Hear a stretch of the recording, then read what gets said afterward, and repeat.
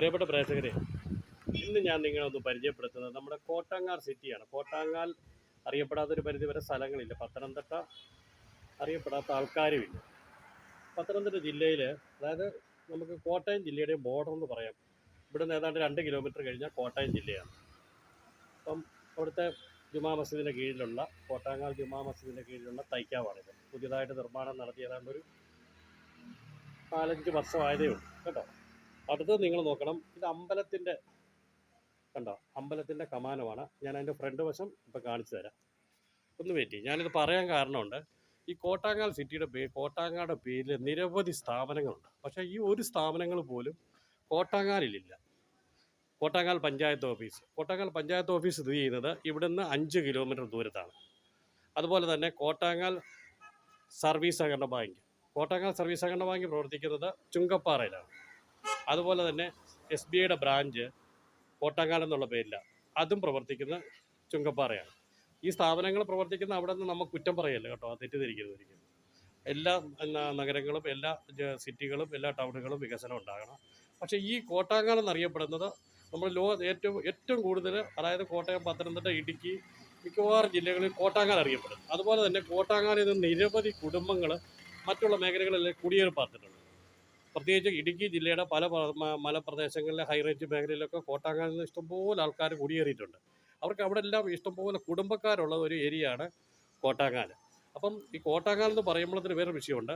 നമ്മൾ ഈ സ്ഥാപനങ്ങൾ ഒരു പരിധിവരെ ഈ കോട്ടാങ്ങാൽ ടൗണിൽ തന്നെ ഉണ്ടായേനെ, അതുകൊണ്ട് ഞാൻ ഇടയ്ക്ക് പറയാതിരിക്കാൻ പറ്റത്തില്ല. പക്ഷേ നമ്മുടെ ആൾക്കാരുടെ സഹകരണക്കുറവും കൊണ്ടാണ് ഈ സ്ഥാപനങ്ങൾ ഇവിടുന്ന് പോയെന്നുള്ള വസ്തുത പറയാതിരിക്കാൻ പറ്റത്തില്ല.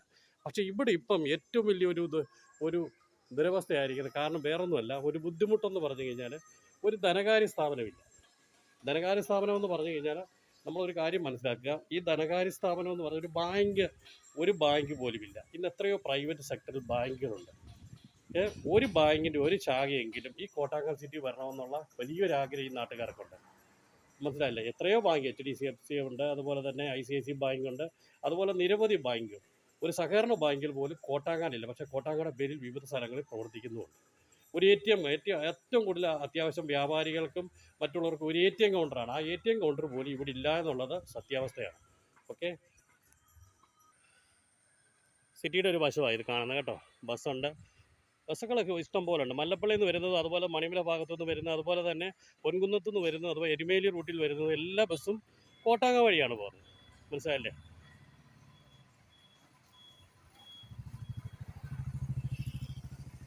അതുപോലെ വേറൊരു കാര്യം കൂടെ എനിക്ക് പറയണം. കാരണം പത്തനംതിട്ട ജില്ലയിൽ നിന്നല്ല, ഈ തെക്കൻ കേരളത്തിൽ ഏറ്റവും കൂടുതൽ, അതായത് ഈ ഒരു വർഷത്തിൽ ഒരു തവണ പടയണിക്ക് ആളുകാർ കൂടുന്ന, വിശ്വാസികൾ കൂടുന്നതും ഒരു ക്ഷേത്രം കോട്ടാങ്ങാൽ ക്ഷേത്രമാണ്.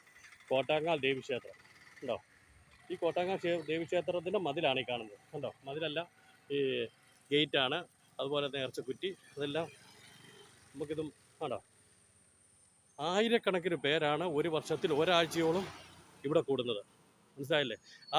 ആ അത്രയും ആൾക്കാർ കൂടുന്ന ഇടയ്ക്ക് പോലും ഇവിടെ ബാങ്ക് സംബന്ധമായിട്ടുള്ള ഏറ്റവും വലിയ ബുദ്ധിമുട്ട് അന്നും അനുഭവിക്കുന്നു ആൾക്കാർ. ഇന്നും ഈ നമ്മുടെ ഇവിടുത്തെ നാട്ടുകാരും വ്യാപാരികളും അനുഭവിച്ചുകൊണ്ടിരിക്കുകയാണ്.